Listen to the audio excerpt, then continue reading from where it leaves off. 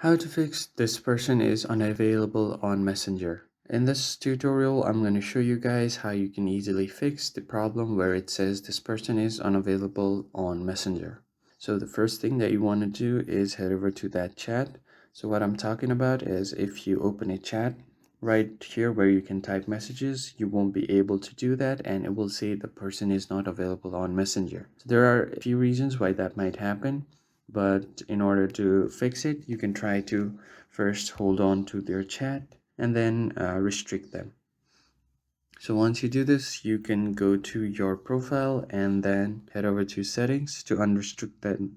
Again, you can find that option on privacy and safety. And once you do that, click on restricted accounts and you can tap on the chat and then tap on continue and tap on unrestrict. Once you do this, you will see the option to message them like so, and it will be sent to them.